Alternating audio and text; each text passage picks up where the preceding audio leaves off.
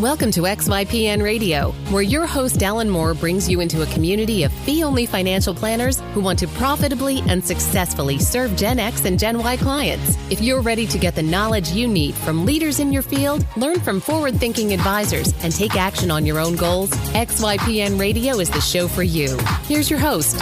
Hello and welcome to this episode of XYPN Radio. I am your host, Alan Moore, and today I'm excited to have Taylor Schulte on the show today. Taylor's the founder of Define Financial, a fee-only firm in San Diego. He started his career at Morgan Stanley before making the move to a hybrid RIA where he continued to build his book of business. He eventually decided to go fee-only, but due to wanting to stay at his current custodian but not meeting their asset minimums, as well as wanting to outsource some of the compliance tasks that come with running a firm, he decided to tuck into a large RIA umbrella instead of going solo. We talked about that transition process, what he liked and didn't like about having that umbrella firm, and ultimately why he chose to separate and launch his own RIA 6 months ago. One of the unique things about Taylor's firm is his heavy investment in marketing. He's successfully using print advertising to drive business and will spend something around $20,000 in 2018 on just print advertising. He's also rocking SEO with search engine optimization, and is getting 4 to 5 prospect meetings a week scheduling on his website. He has a lot of wisdom to share about the need to invest in your marketing, especially as a newer firm looking to differentiate yourself. Support for today's episode comes from Ruby Receptionist, the only live remote receptionist service dedicated to helping financial service professionals win more clients and build trust. From their studio in Portland, Oregon, Ruby's friendly professional receptionists ensure exceptional client experiences by answering calls live in English or Spanish, transferring calls, taking messages, addressing common problems, collecting new client intake, making follow-up calls, and more, just like an in-house receptionist, but at a fraction of the cost. Let Ruby help you turn your rings into relationships. For a special offer, visit callruby.com/XYPN and use promo code XYPN or call 1-844-853-7829. You can find any of the additional resources that we mentioned during the episode at xyplanningnetwork.com/134. Also, be sure to go to xyplanningnetwork.com/VIP to join our private group just for XYPN Radio listeners. It's the community of advisors we've all been looking for that's there to provide support when we need it the most. Best of all, it's free. I encourage you to check it out. Again, that's xyplanningnetwork.com/VIP. Without further ado, here's my interview with Taylor. Hey, Taylor, welcome to the show, man. Thanks so much for being on. Alan, thanks for having me. I'm super excited. This is one of those long overdue interviews because I guess you and I met a couple of years ago. I came out, I guess, to your office and we had lunch and you were just sort of breaking away and in the midst of some of the process that you've been going through, but have been totally rocking it out. So I'm excited to talk through sort of your path, your journey and your firm. Yeah, well, I appreciate you having me on. Yeah, I remember that breakfast well, and I was kind of reflecting on that as I was gearing up for this podcast. But yeah, a lot has changed between then and now. It really has.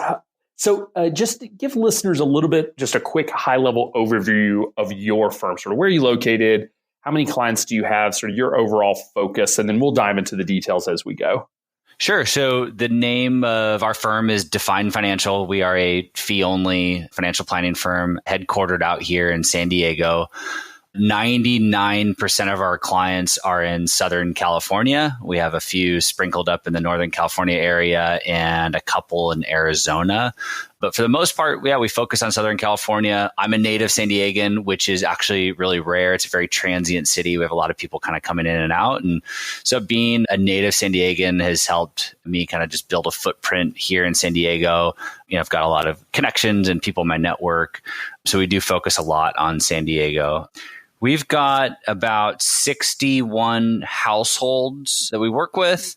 Some of those are just financial planning households, but the majority of them are AUM type clients. Okay. Current AUM, we just crossed over 45 million, which was a big number for us. So we're really excited and hitting the ground running here in 2018. Yeah, I think that's the basics. Awesome. So tell me a little bit about sort of your path into financial planning. How did you discover this career? Yeah, it's something I've thought a lot about, and it's tough to really pinpoint. I go back to, I was 12 years old, and my grandfather gave me some shares of a stock for Christmas. I call it the worst Christmas gift ever because he used to He used to, typically he would give us, $100 in an envelope or $50 or something like that. And, we would use that and go buy video games or something with. And this year he gave us shares of a stock, which are completely worthless to me. But he used that gift as a tool to teach us grandkids about money and investing and how to look up the stock in the newspaper and dividends and all of that good stuff. So I think that's what kind of just triggered my interest in finance in general. But it's funny, throughout college, I just had this like calling to be in financial services. And I didn't really know what that meant, but everything just kind of led me in that direction. So I had a couple internships in college. And then day one, 22 years old, right out of school, I had a job lined up at Morgan Stanley as a financial advisor in training. I went through their training program, took all my exams, and in October of 2007, perfect timing here, I went into production as a financial advisor. Oh boy, what a time to get started in the industry. Yeah, it was. It was an interesting time, but I'm really thankful for it too, because it taught me really early on that markets don't always go up. So I think that was really, really helpful. I kind of worry about the people that started in the last 6-7 years are getting used to these types of returns. But yeah, it was a really challenging time. It's interesting. We've had a few advisors on sort of that same age range, if you will, or career state at that time. And they've all sort of said that same thing, that, that it was horrible. I mean, they wouldn't want to go back and do it again necessarily, but they're really thankful that they did it and that they had that opportunity to, see the dark side of what we do. And dark side's maybe a little extreme, but to see what it looks like when everything falls apart. Yeah, and I think the other thing too is like I was so naive, I didn't know what a bear market was or even a recession, and so I just kind of kept plugging away and coming to work with a smile on my face. Everybody else is worried and reminding them of the .com bust and everything else. And I'm like just kind of happy-go-lucky financial advisor is just chasing business, trying to survive. So I don't know, my ignorance probably kind of helped as well. It's a good point. So I guess what was sort of the next step for you then? Yeah, so I was at Morgan Stanley for, I think it was about 5 years. And, I just got, like a lot of people that have been on this podcast and fellow financial planners, I just got frustrated with the environment. Every week it was a different product to sell. The conversations that we had in our sales meetings were talking about, how can we make the firm more money? And I just kind of was like scratching my head, like, why aren't we talking about our clients and how to make our clients more money? And so for me, the independent space was kind of brand new. I had just kind of hearing about LPL and some of these other independent firms. And so I decided that getting out of Morgan Stanley and going into the independent world was, the path for me. I never even thought about starting my own firm. It just wasn't even a thing back then. So I left Morgan Stanley in 2012. I joined a small hybrid RIA. The broker protocol was in effect back then. So I took my clients with me. I joined this hybrid RIA. And that's what I really learned about the RIA world. And it's funny, I remember like a light bulb went off one day. I was like, why do I still have my Series 7? Why am I affiliated with this broker dealer that I don't use, right? All my assets are held custody at Fidelity, and I've got FINRA breathing down my neck. And I started to kind of piece it all together, reading more of, Michael Kitces's content and, the XYPN community. I don't know when it was starting to come up, but I just started to learn about this fee-only RIA world. And that's when I started to think, okay, maybe this hybrid RIA thing really isn't for me either. Also, I started learning about myself that I really wanted more control over my business, the type of technology we're using, our investment philosophy. And then, I'm a creative type person. I'm a marketing guy. So I wanted more control over my marketing. I was tired of being told, no, you can't do this and no, you can't do that, and having to claw my way to get a yes. And so I just wanted more control over my business. And so after a couple years at that hybrid RIA, I finally decided it was time to kind of do things my way and start my own firm. Yeah, it's such an interesting path, that, and it's kind of funny that no one seems to go the other way. No one's sitting there with I've never met anybody with a fee only RIA or in that world. It's like, what? I'd really like to become a hybrid. And like, I'd really like to just go FINRA. It's sort of a one-way street. So we talk a lot about why people go independent, but you were in that world for long enough that you can probably answer this question as well as anybody. And that is, Are you missing anything? Did you give anything up to make the transition to fee-only RIA, or is it sort of you gained but didn't lose anything? Yeah, I mean, it is a tough question because at the time it did feel like I was giving up a lot. Fast forward to today and it's like, hell no. And I didn't give up anything. I mean, I'm in a way better place today than I was. But I'm not going to discount how difficult it is to leave business behind. You have maybe trailing commissions or annuity business or I don't know, whatever else you might have. Like, I'm not going to discount that it's hard to walk away from that, but I can promise you this, that there's another advisor out there that walked away from more than you did. And I've got several mentors that walked away from a lot more money than I walked away from. And, that put me at ease a little bit. But, for me too, like, I'm a gut guy. Like, I listen to my intuition, and when something just feels right, that feels like I'm doing the right thing, I just go for it. And so I never like second guess myself, but it's hard. I get it. It's hard. We need to acknowledge that. Yeah, especially if you have a recurring, if you have enough previous sales or whatnot that you have that sort of that steady stream of income, and it doesn't even have to be a ton of money, just having stable income coming in can be super helpful when you're starting a firm. And I know, I hear this from a lot of advisors say, well, I'm going to hold on to that while I start my business, which means I'm not going to be fee only for a while, but eventually I'll get there. And I think eventually they do get there, but I think, it's a safety net. It's hard to let go of. I encourage them to make the leap just because we see just so many benefits from being fee only, just from an overall marketing standpoint, being able to be in XYPN, be in NAPFA, be listed on the FPA side as fee only. CFP board is fee only. Like that, there's something to be said for that. But like I said, it's hard to let go of that safety net. Yeah, I totally agree. I mean, the only people that say being fee only isn't a big deal are the people that aren't fee only. Like, I've never heard a rock star fee only financial planner say being fee only is not a big deal. I think I would say the same thing to those folks is go all in, right? I mean, if you're going to do it. And, transitioning to fee only and getting rid of my Series 7 and all that commissionable business, it literally changed my business overnight. So talk to me about that. I mean, let me take a step back because I know you had a bit of a transition part in here as well. So were you able to bring all of your clients with you for that second jump? Yeah. So let's maybe summarize. Yeah. So I jumped from Morgan Stanley to this small hybrid RIA. I took my clients with me there. Through contract, I owned my book of business at that hybrid RIA. So when I left to start my firm, I took all my clients with me without any, trouble. But I think what you're getting at was I didn't go and form my own RIA. I actually tucked under a larger RIA. And I'm happy to dive into the details if you want. But I'll just say, really high level, the reason that I did that was I didn't want to put clients through another paper change. They already went from Morgan Stanley to Fidelity. I was making yet another move, and I didn't want to put them through another change. And so it was really important for me to keep clients at Fidelity. And getting approved, as a lot of people listening to this know, getting approved on Fidelity's platform is not easy. Especially not as a smaller advisory firm. Right. And so at that time, I think I had about $20 million under management.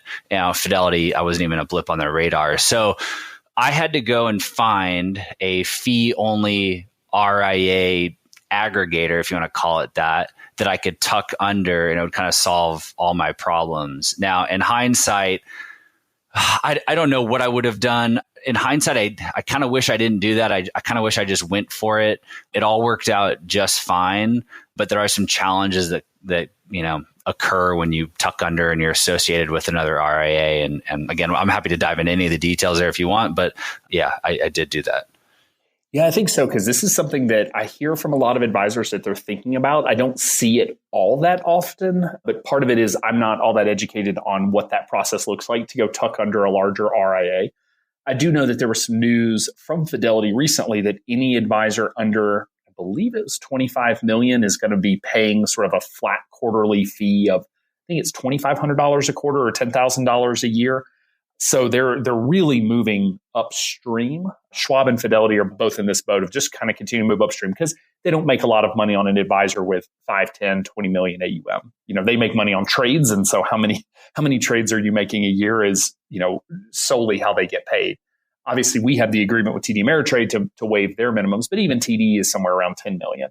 And so I can imagine that, repapering for anybody who has done it is a terrible experience. There is no happy repapering experience. And I understand not wanting to make your clients go through that a second time, but was that really the driving factor? I mean, was there any other components around not wanting to have to be the CCO or fear of sort of the unknown around compliance or managing your own RIA, or was staying on Fidelity really the priority when you made that decision to tuck in? I mean, there was this value proposition that, we're going to take all the compliance headache, away from you. If we get audited, you don't need to deal with any of it. We'll deal with it. We're going to provide you a technology stack. You don't have to worry about that. Essentially, we're going to take all the back office off your shoulders. And I'm thinking, okay, I'm starting my own firm here. I already have, a book of business I need to maintain and take care of. I can't afford to lose a client. And so it started just to kind of sound really appealing to me at that point in time. So I think Fidelity was initially the driving force of, searching for that solution. But there were some other components that, were enticing to me as well. Sure. Yeah, going out on your own is terrifying. And anyone who tells you otherwise, I think, is lying. I mean, it's just scary because, especially if you've never run a business before, not only are you going out and trying to, learn how to run a business, learn how you want to do financial planning, learn how to do compliance, how to run an RIA and stay legal. There's a lot of components to it. And so sometimes, it is an attractive piece to be able to sort of tuck in and let someone else manage it. So when you tucked in, so it was their RIA, but did you have your own sort of DBA so you could use your own firm name, or did you use their sort of the parent company's branding and marketing? Yeah, you wouldn't have even known they existed if you saw my business then. I had my own LLC, DBA. Their name obviously was on, my ADV. And if you went searching through my website, you would eventually find that I'm associated with them. But to clients, I had my own firm. And, we did have to disclose that they existed. And so their name was on our contracts, our investment advisory agreements. And we would tell clients that, they, handle our compliance and back office solutions, that they are our kind of parent RIA. But clients kind of just glossed over it. It was really me and the firm, Define Financial, that they were working with. So yeah, you would not have known they existed. I actually got, I got some calls from advisors in the community. They're like, hey, I started digging through your ADV. Like, I found this other firm. Like, what's the deal here? And it's kind of fun. Actually, I've got some amazing relationships that kind of came out of all that, and some people I met. But yeah, if you dug deep enough, you would have seen them. Right. No, that makes sense. So what was the sort of service structure? What was the parent company providing you? And then what were you doing sort of on your own that, you were going to have to manage either way? Yeah. So they provided, again, all of our registration. So they were the registered RIA. So they handled all that. They paid for E&O. They processed all of our billing. They provided a technology stack, which was pretty nice. They were on the Tamarack platform, so I got access to Tamarack, their performance reporting and CRM and all of that. Money Guide Pro is included in there, but I'm not a Money Guide Pro user, so I didn't really take advantage of that. Yeah, so that was really the bulk of it. Compliance, any compliance questions or things. I mean, we had a full-time CCO in-house that I could lean on, so that was certainly helpful. Those are some of the pieces they took care of. Okay. So what did you find were sort of the challenges? Obviously, those are huge benefits to have that stuff taken off of your plate. So what were some of the challenges that you found in just operating, even though it was fee only, so you're still not dealing with FINRA, but still operating under sort of a larger firm umbrella? Yeah. So here's challenge number one that I came across, and this. Even though the RIA itself is fee only and doesn't have a broker-dealer relationship, if one of the firms that's underneath that umbrella has a broker-dealer relationship, it kills it for the rest of us. So if there's one advisor that decides he's going to sell some insurance on the side, that kills fee-only status for everybody in the network. Now, this was a small kind of mom-and-pop operation, so there's, 6, 7, 8 firms. But, if you're part of a bigger network, like, there's going to be somebody that has a broker-dealer relationship that kills it for the rest rest of you. Now, we did have that one person that had that, NAPFA wouldn't acknowledge us as fee only because of it. So that was kind of frustration number one, was like, we are fee only. We're doing things the right way. Yep. We're not, we can't get that stamp of approval. So that was kind of frustration number one. Number two, there's a big compliance risk. You as a whole, the whole network of advisors here, you're only as strong as your weakest link. And so if one of those firms under that umbrella does something wrong, it can affect everybody. And so I won't go into it, but we had a few incidents with some other firms that kind of ruined some things for the rest of us and just caused some problems for the rest of us. Right. And just like that light bulb just went off. I'm like, this is starting to remind me of, some other firms I've worked at before. And so I started thinking, like, I want more control over what we're doing, how we're doing it. And, I don't want some, jackass, somewhere else in the country to ruin this for the rest of us here. So that compliance risk started to pop out to me. And then I think third, I did want more control over the technology and what we were using. Again, I wasn't a MoneyGuide Pro user where we use eMoney. So I was paying for eMoney separately. We use Juncture Cloud, so I was paying for Juncture separately. So I was duplicating a lot of the technology and just spending more money than I needed to. Was another kind of driver for just, starting my own RIA. Makes sense. Yeah, you touched on a couple of things there that I think are important to note. And one is around that definition of fee only. We recently did an episode specifically on this, and that's a great example of the firm that gets caught in the definition of fee only that it really shouldn't catch. And the CFP board has proposed new definitions of fee only, which would actually solve that problem. They have not been approved. They're going through another comment period and all of that. It'll probably be another year before we know. But it is unfortunate that, your fee only, the parent company's fee only, but one broker or one broker relationship, again, across the country, completely unaffiliated with you, blows up the fee only status of the firm. And that's what's exciting, is that they're really moving to, I think, more of an advisor level definition of fee only instead of a company level definition, which is nice. The second piece to that is the compliance that you talk about. And this is an area where we talk a lot about, the compliance of FINRA and how, overbearing FINRA compliance is and all of that, which is not exactly true.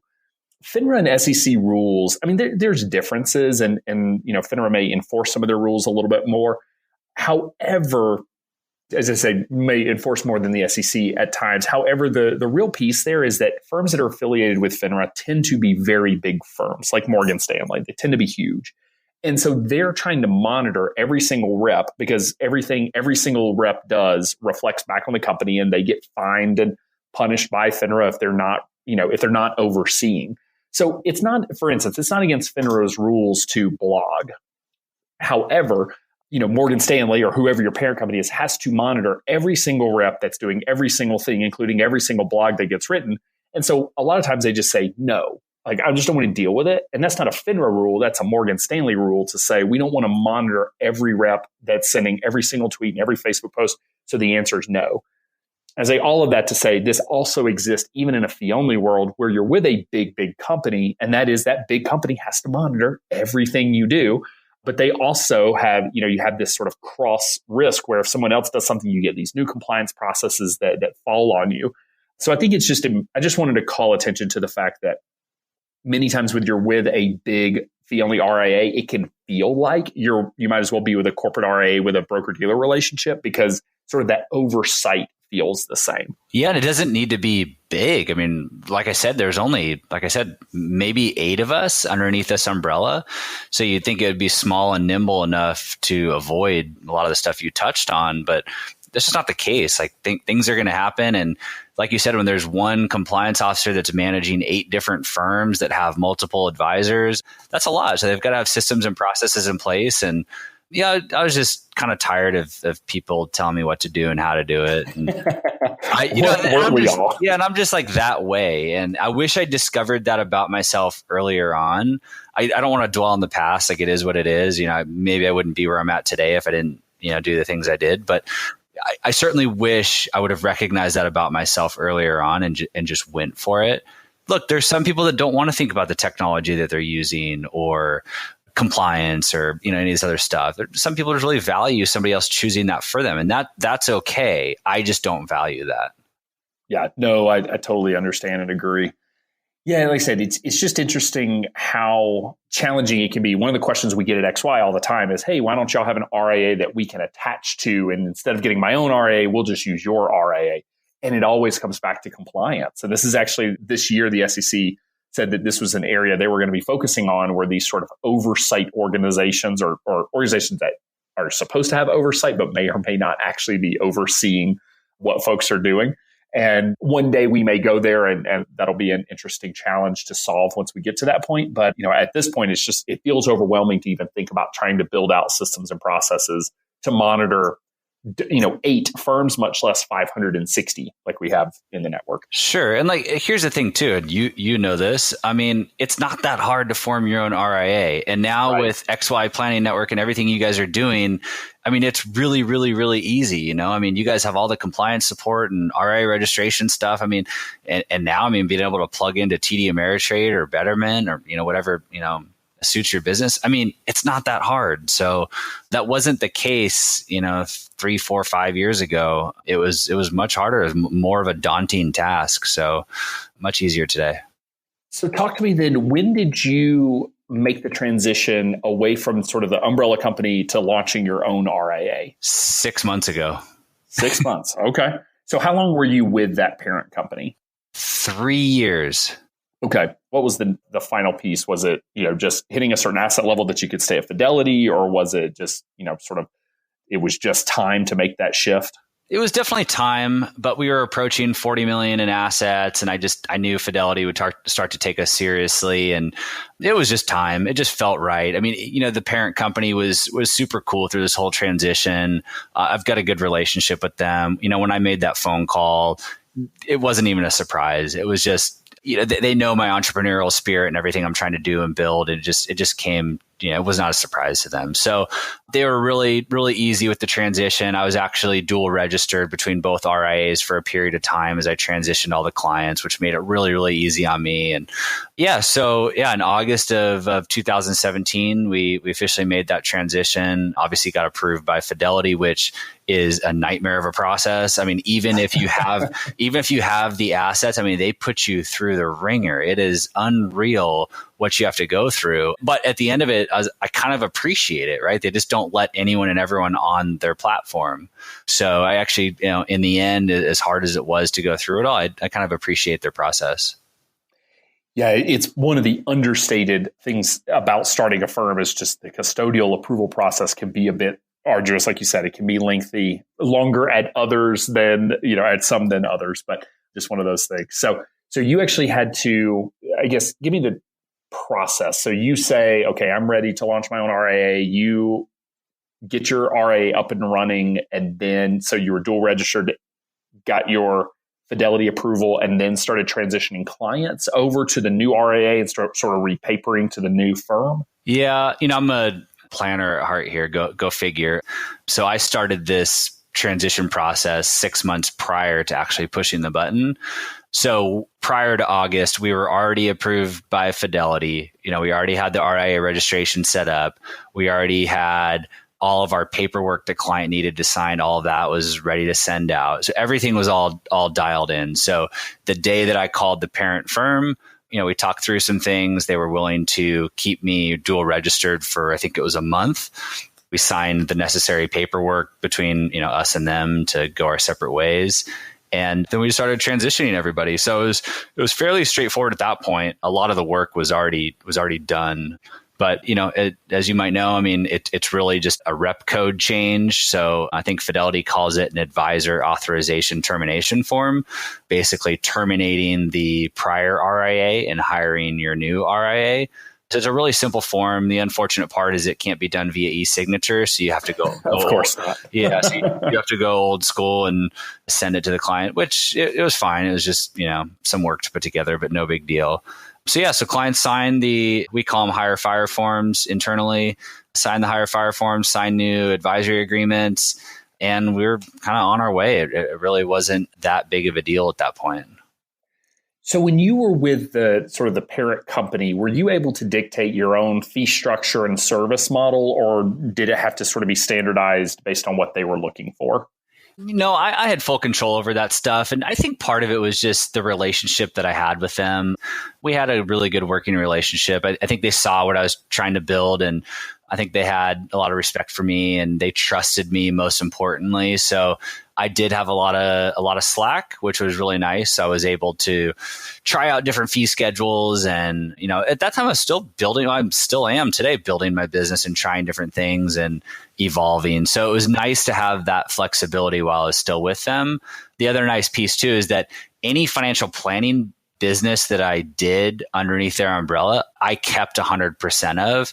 So, if I charge, so if I charge $250 a month for financial planning, I kept that $250. If I charge $3,000 for financial planning, I kept that that $3,000. So that was really nice of them to allow that to go on. Yeah. So the fee schedule thing was not an issue. Okay. Yeah, that makes sense. So did they just take a percentage then of your AUM revenue, or was it so it wasn't a gross revenue number, it was just off the AUM? Kind of an interesting arrangement, which attracted me to them as well.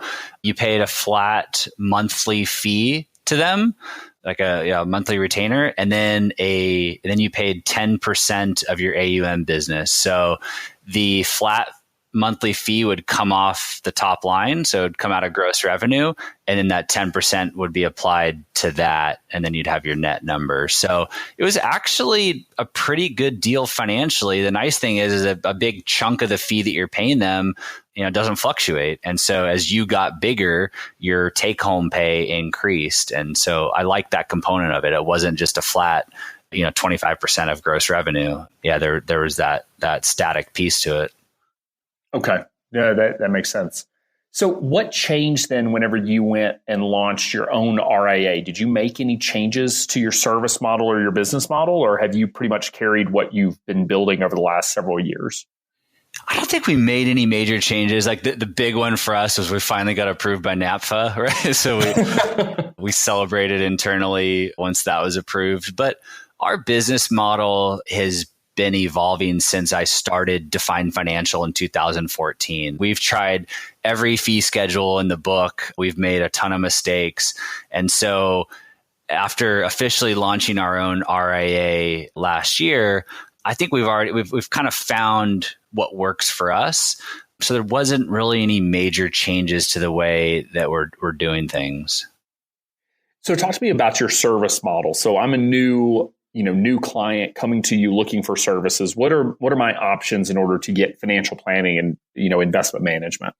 Sure. And again, this is a work in progress, but here's what's working for us today. Every new client that walks through the door, I don't care if they have $10,000 or $10 million, every new client pays for a one-time financial plan first. So we typically charge about $3,500 for this financial plan. Sometimes we'll charge less if it's a single person that's just, really simple. But I'd say between $2,000 and $5,000 we charge for a one-time financial plan.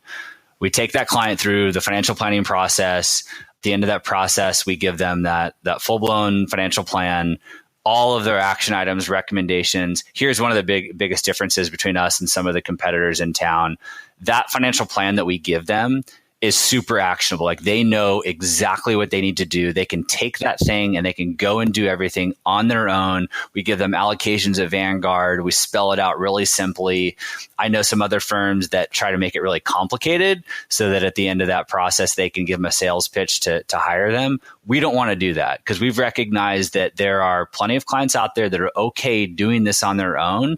They just want validation and some help from an expert. And so we deliver that financial plan. They've got everything that they need to go and do everything on their own.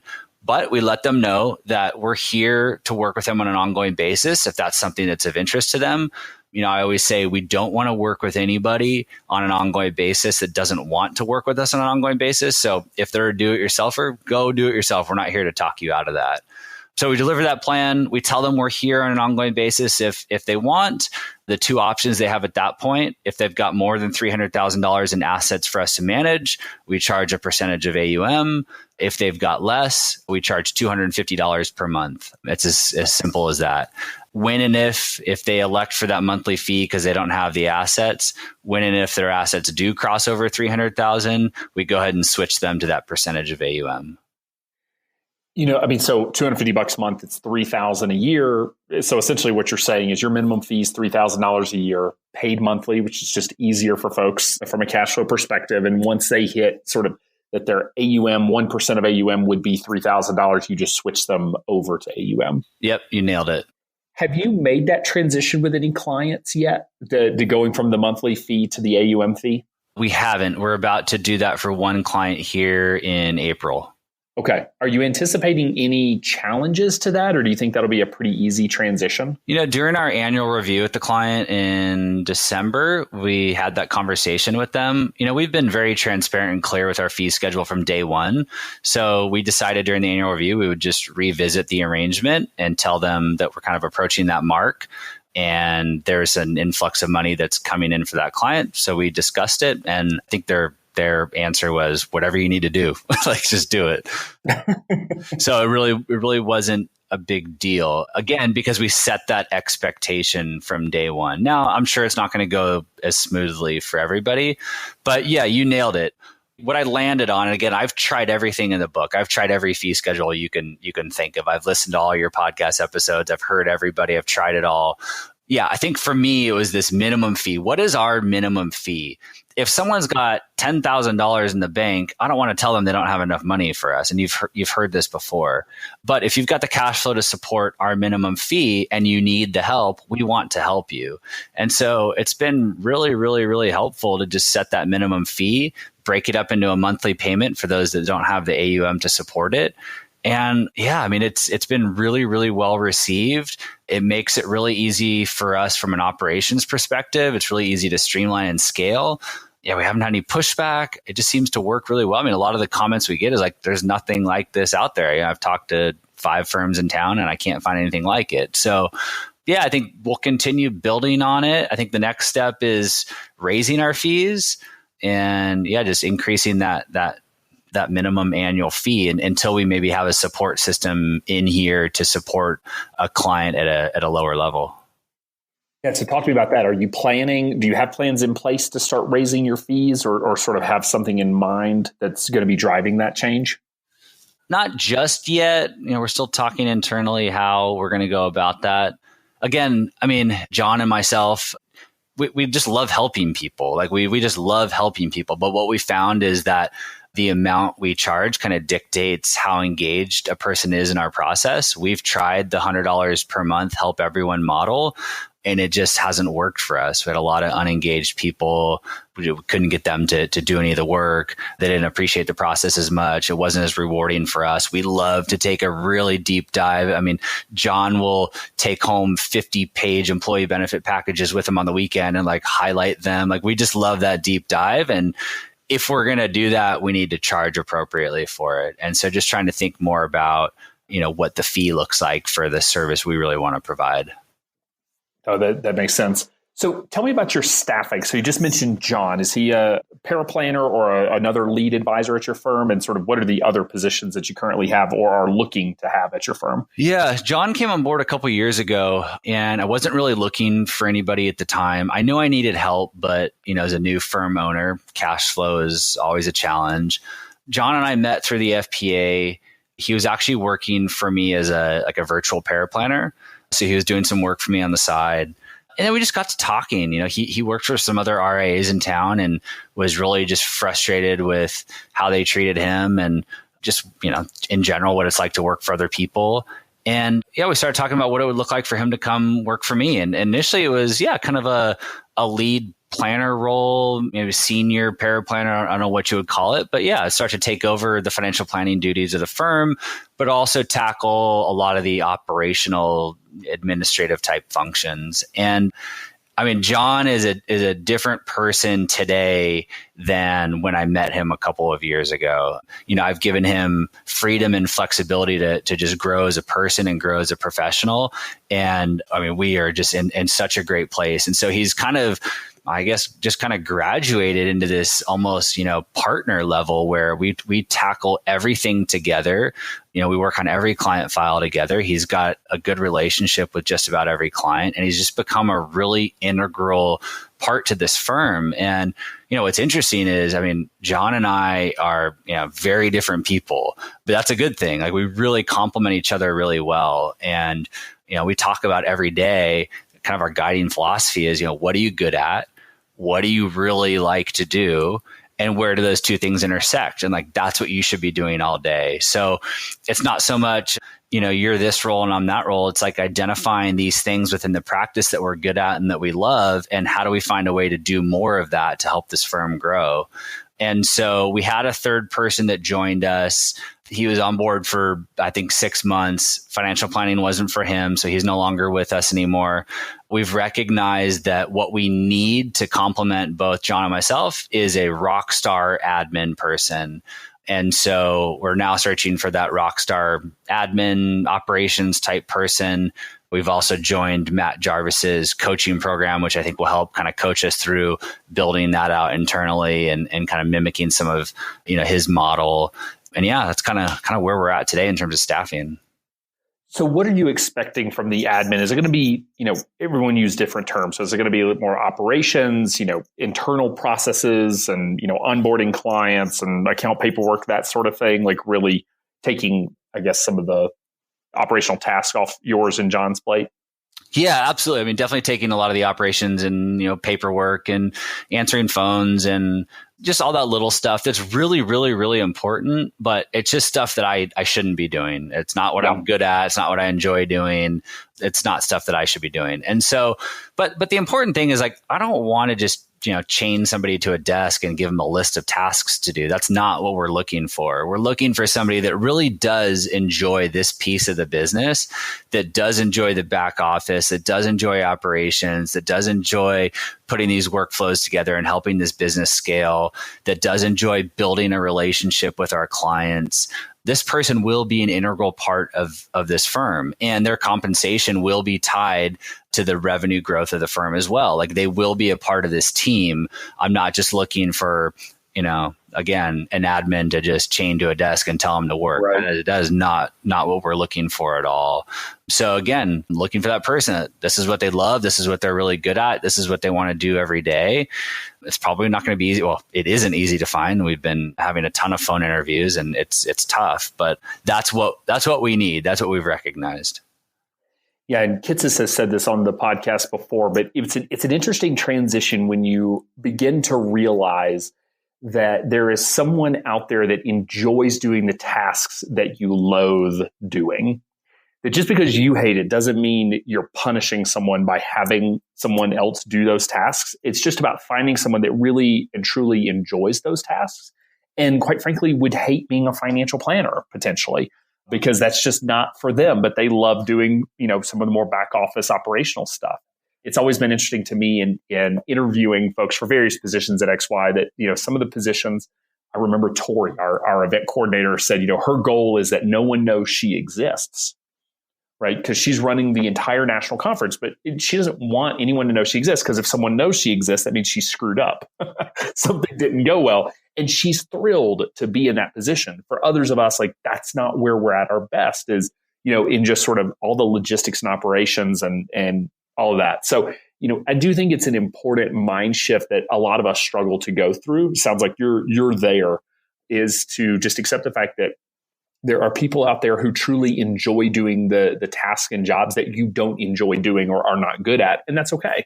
Yeah, it's been tough for me to wrap my head around that. I kind of fooled myself into thinking that technology could take over that administrative role, that if I just found a couple, I don't know, 3, 4, 5 amazing, talented CFPs that had different backgrounds and, different levels of expertise, and then we just had a ton of technology to support us, that would work. That's just not the case. Like, unfortunately, maybe we'll get there in 10 years or something, but we do need a person that is good at that and enjoys doing it. I don't have that operational mindset. I've been terrible, building that out. And so that's been hard. Yeah. I'm like, does somebody really want to do this? Like, there's somebody out there that really wants to do this. Apparently they do exist. So we're searching they for do. We have a handful of them at XY, and this is the only reason we keep the company running. I mean, quite frankly, is the operational folks. I mean, they're just invaluable. They're not the ones you see. I mean, the ones you see are Maddie with member services and Stacy at conferences and those folks, but who really keeps the business running is Raul, our COO, and Travis, our membership associate, and Carrie, our ops manager for XYS. Like, those are the folks that just keep the wheels turning. And I commend you, because I think a lot of advisors wait way too long to make these kind of hires. I think we're like, oh, well, maybe I need a receptionist, just like truly entry level, or I need CFPs. And we never think about the operational side of the business. And it's just been, I don't know, just such a glorious experience having folks here that are truly gifted at operations, which I am certainly not. Sure. So switching gears a little bit, you have grown your firm fairly rapidly and fairly locally as well. So you mentioned being a native from San Diego, and so that's really where your client base is. Can you talk to me about sort of the marketing strategies that you have in place and that you've been tinkering with, and sort of what you're finding is effective in bringing in clients? Sure. So, I've been in the business now almost 11 years, and early on, I kind of recognized that, and this, advisors don't like to spend money on their business.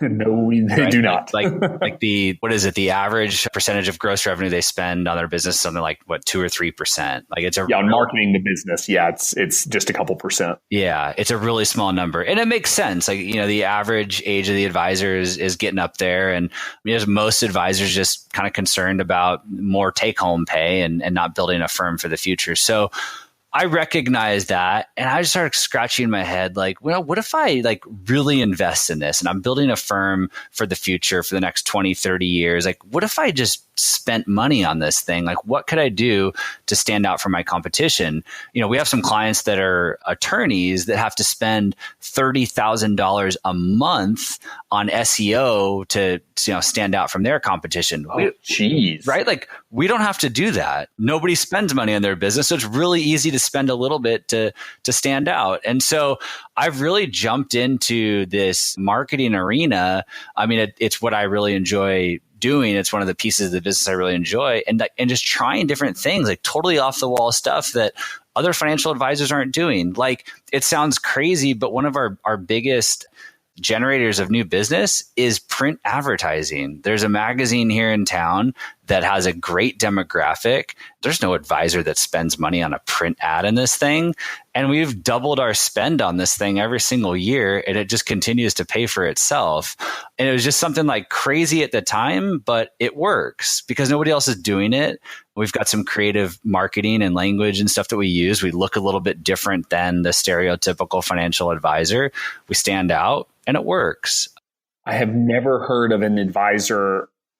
I'm trying to think if I know of anyone else that is successfully using print advertising. That is definitely a new one to me.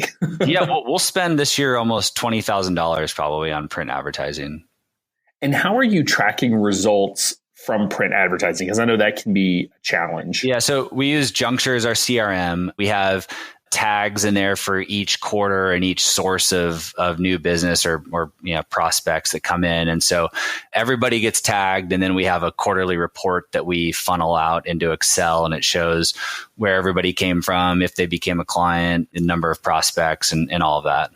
Okay. So you just ask them, how did you hear about us? And they remember, they saw your logo and ad in a magazine. Yeah, they do. And 99% of prospects these days schedule their initial phone call with us through our website. We use Acuity scheduling, and we've got a form in there. So when they go to schedule a meeting, there's a form for them to fill out. and we ask where they heard about us from. So they'll fill it out there if we don't ask. Okay. I always remember the inevitable, like, oh, the internet. I'm like, that's great. And that's fine. No, that's fine. Like some people will say that, and we just mark it down as a Google search, which is fine. But this specific magazine, which is a local publication, they have a really dedicated readership group, so they know exactly where they saw us. So what other avenues are you finding as effective? So you joined NAPFA 6 months ago. Are you seeing any traction from membership there? No, nothing. And then that's okay. Like I never go into something. I mean, yeah, print advertising, I do have to measure what we're spending and if it's worth for us to continue doing that. I do have to measure that. But for a lot of other things, some of it's a long play here, and I'm not expecting an overnight result. If I don't get something from NAPFA for 2 years, I'm not going to cancel my NAPFA membership. Like, oh, sure. Yeah. So no, we haven't had anything from NAPFA, but I like to think of marketing as kind of this machine, right? You do 6 or 7 things really well and really consistently, and they all kind of start to work together, right? So, you might have traditional print advertising, you might have some digital advertising, you might have your SEO, your social media, and they all kind of start to work together. So yeah, so nothing from NAPFA. I think one of the big things for me has just been organic Google search. I mean, if you would have told me, 2 years ago, 3 years ago, that I'm going to get referrals or prospects from Google, I would have said you're crazy. And I actually said years ago, my words were, I never want a prospect from Google. I remember saying that, like, I never want somebody who just like Googles me. Like, why would I want that? Like, I want somebody who's a warm referral from an attorney or a client or a friend. I don't want just a stranger from Google. Like, who does that? I mean, we're getting 3 to 5. Well, they're not all from Google, but we're getting 3 to 5 prospects a week just scheduling through our website. So somehow, some way they're getting to our website and scheduling their meeting through there. And that's just blowing my mind. Like, I mean, just unheard of for me. It was not the way it was done even just a couple of years ago. No. So it's real. I mean, and we're talking, multi-million-dollar prospects sometimes. It's crazy. And so just organic Google search, SEO, that's just a result of, doing good stuff. I mean, we do write for some major publications, and, you do get backlinks in there, which help your SEO. And we're writing on the blog, and we know what we're doing behind the scenes from an SEO standpoint, but we're not doing anything crazy either. Google has just recognized us that we're an authority here in San Diego for certain keywords. Yeah, and SEO is a tough thing, just because, like you said, it is a long play. SEO does not happen overnight, but there are a lot of opinions out there on what works because Google doesn't actually release their algorithm. So we know sort of what goes into it, but we don't know how it's all weighted. So have you paid for an SEO expert to come in and consult with you, or have you just been sort of figuring it out on your own? I have paid a couple of consultants just like a few hours of their time to learn a little bit, but it's never been anything groundbreaking. It was just kind of a waste of time and money. Brian Dean with backlinko.com, his website is free. He's got a ton of resources there. He's probably the best resource I've come across for just learning the basics of SEO. It's doing just some simple stuff the right way that makes a really big difference. I'm not talking about anything crazy here. I know he has a course that he sells for a few $1,000. I've never done that or anything. But I mean, I'm not going to lie. Like, I've spent a lot of time figuring this out and doing all these right things. I've spent a ton of money on our website, building things out correctly. So yeah, this didn't just like all of a sudden happen and now we rank on the first page of Google. Like, it's been a lot of time, money, effort, blood, sweat, and tears. Like, but I love it. Like, I enjoy it. Saturday morning at 6 a.m., I might be fiddling with SEO stuff. So and it's working. I think that's the big takeaway here, is that it is a time commitment. All marketing is, and quite frankly, the days of just sort of growing ad hoc because you joined NAPFA and you get client referrals from your existing clients, like, those days are done. We're seeing client referral rates tank. Especially the bigger firms are not growing just through organic methods like that. Folks are asking more questions. They're looking, they're actually reading our websites and that sort of thing. And so putting forth some effort, though, it does reap rewards as you're proving that, investing some time and resources, and it doesn't have to be overwhelming. I mean, you can make a structured process and really work through it, but it does pay dividends long term and will really give you the foundation for growth as you go forward. Yeah, and I heard one of your other guests on the podcast talking about, as a new financial planner, you just need at bats. You just need to get in front of people. We kind of have the opposite problem. We need to get, for us, it's more like quality over quantity at this point. I don't need to get in front of more people. I need to get in front of more higher quality people. But as a new financial planner, if you implement some of these basic SEO strategies and start to rank on Yelp and Google and just get those at bats and just meet more people and get more visibility, it's huge. And again, it just goes back to, the beginning when I launched this firm, just like investing some money into this. We got a lot of visibility here locally pretty quickly, which was great being a new unknown RIA. 3-4 years later, we've certainly established ourselves a bit more. But yeah, SEO is a really easy way to just get those at bats and just meet more and more prospects. Do you see yourself hiring a marketing manager in the foreseeable future, or do you see yourself continuing to manage a lot of that? That's definitely possible. I do enjoy it. I also, I don't know if I can ever sleep on this stuff, but, I also hope to get it to a point where we don't have to tinker with it as much. A lot of it's just on autopilot. But no, I've never hired an outsourced marketing person. I want it to be authentic. I want it to be us. I want to really put ourselves out there. I don't want any canned messaging or anything like that. So I'm a little careful to outsource some of that stuff. Now, we do have editors on hand that help us create content, help us edit blog posts. We do have a lot of people in place that help streamline some of that stuff. So I'm certainly not doing all of that. But yeah, I'm not sure at this point. Okay.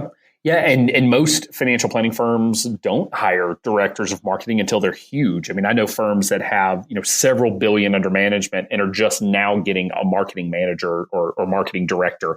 And so it's not something you do very early. We did it very early at XY, where, two of our first 5 hires, one was a director of sales and one was a director of marketing.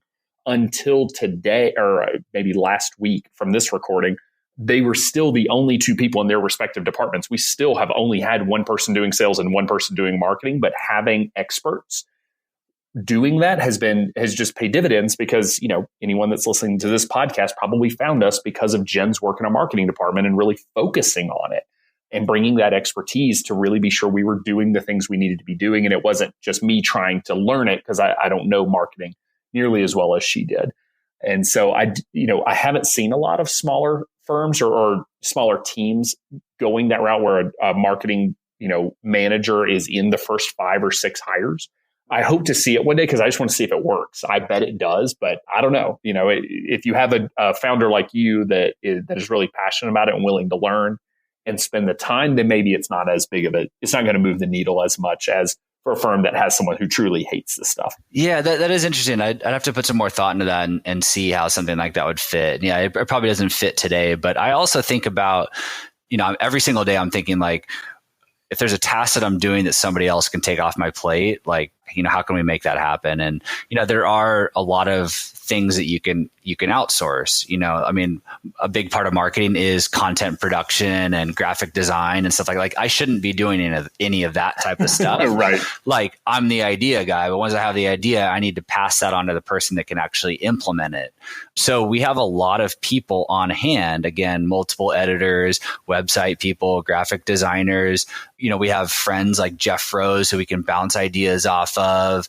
So, there are people around us and in our network that we can kind of outsource to, but we don't have to pay for an in-house marketing, director or anything like that. So I think if you're a younger firm, think about starting to outsource and spend some money to make money. You don't need to do all of this yourself. That's for sure.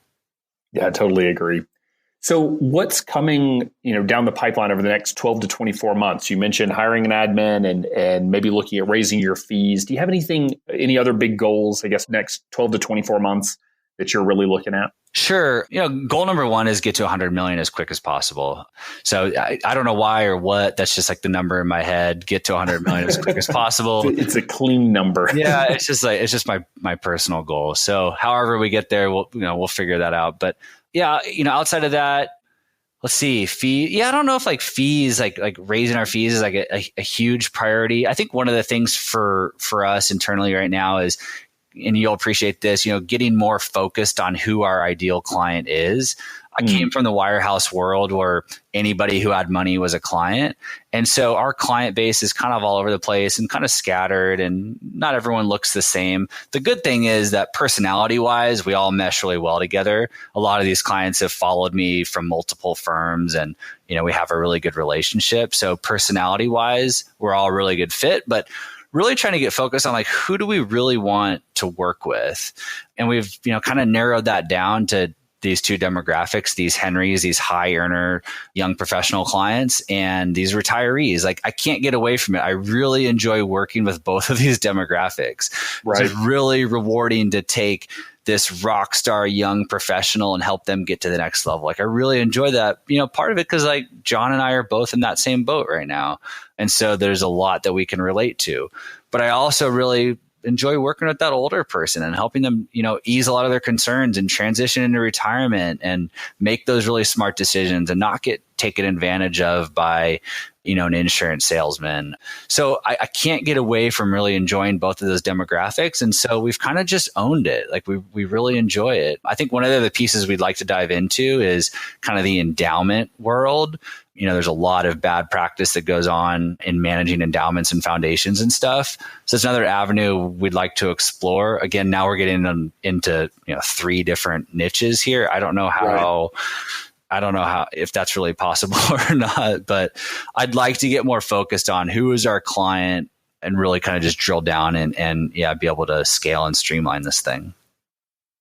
It's awesome. I can't wait to see how things go. I am confident that 100 million mark will come faster than maybe even you expect. I have always found that the start is slower than most of us want, but as we start ramping, it always happens faster than we expect. So in the end, it works out. But thank you so much for taking the time to come on the show and share just about your business and your career path and what you've been up to. I really appreciate you taking the time. Yeah, no, thanks for having me. I really enjoyed this. It definitely prompted me to think about some things. So thank you. Thank you for all that you do for the industry and the business and for helping so many people get their firms started. I sincerely appreciate it. Well, thank you so much. Let Ruby help you turn rings into relationships. For a special offer, visit callruby.com/XYPN and use promo code XYPN. Or call 1-844-853-7829. Be sure to join our VIP community at xyplanningnetwork.com/VIP to hang out with other XYPN radio listeners, ask questions for future mailbag episodes with myself and Kitsis, and to finally find a community of like-minded financial advisors. Thanks so much for joining me today. We'll see you next time. You're not alone, and you're not crazy. It's scary starting, building, and growing your own financial planning firm. And that's why we put together a free private community just for you, the Cutting Edge Financial Planner. Go to xyplanningnetwork.com/VIP or text XYPN Radio to 33344 and join a network of thousands ready to change the lives of Gen X and Gen Y clients.